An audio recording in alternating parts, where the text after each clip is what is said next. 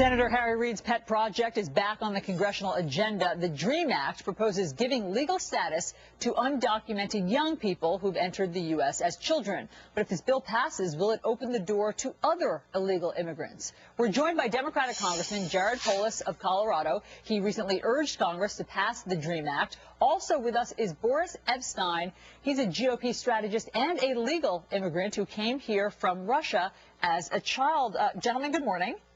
Good morning. Good morning. Boris, I want to start with you. You came to the U.S. as a child, as we said, from Russia. You certainly understand the dream of people to come to this country. So why don't you support the DREAM Act?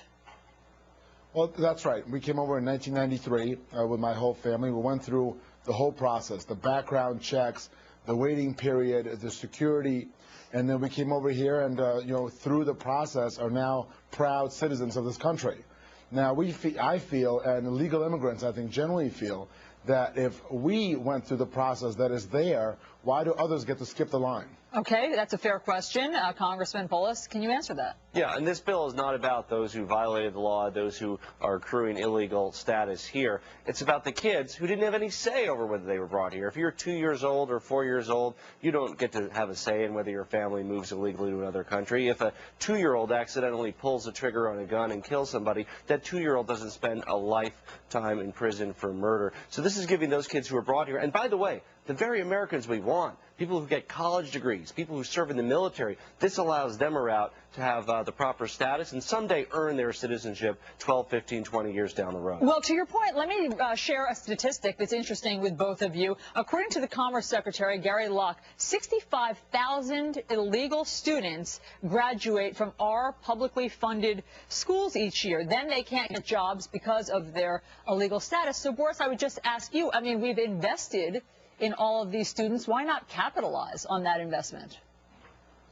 I think there should be a way to, there should be a discussion about a way to capitalize on the investment. But what is going on now, and trying to pass this through in the lame duck Congress without going to the Senate Judiciary Committee, without getting a score from the CBO, this is just a stunt by the Democrats to try to get this passed while they still have the House. This is not the right timing. There are a ton of loopholes in this bill.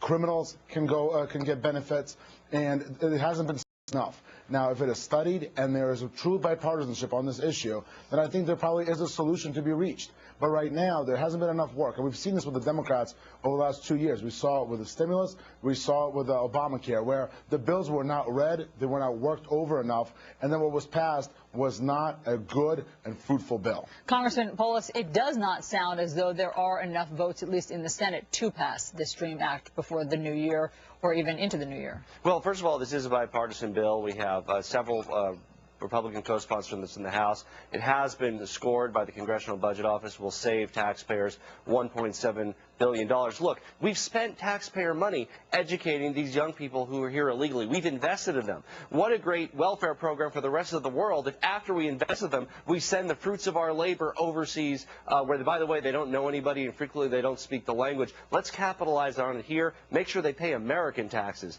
to pay this country back for everything we've done for them. Part of the key, Congressman, of what you're saying is that those people are here illegally.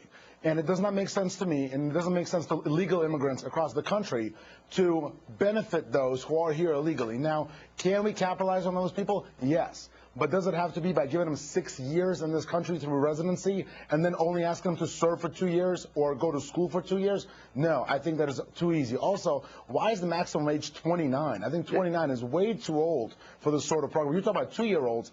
The maximum age is 29. There's a big space between 29 and 2. No, the maximum age of when they were brought here by their parents is 14. I mean, what age do you think it should be? If you think it should be 12, it could be 12. Look, the fact is that these young people did not make the decision to come here. They're not culpable of making a decision to be here illegally. It was done. It could happen to anybody. Their parents brought them here. We can talk about the parents some other time, but those American taxpayers invested in those kids, and we'd like to see the fruits of that investment here at home. Congressman Jared Polis, I'm sorry, Boris, we're going to have to leave it there. You guys have both made some great points, and of course we will talk about this coming up another time. Boris Epshteyn, thanks so much for both of your perspectives. Thank you. Thank you very much for having me.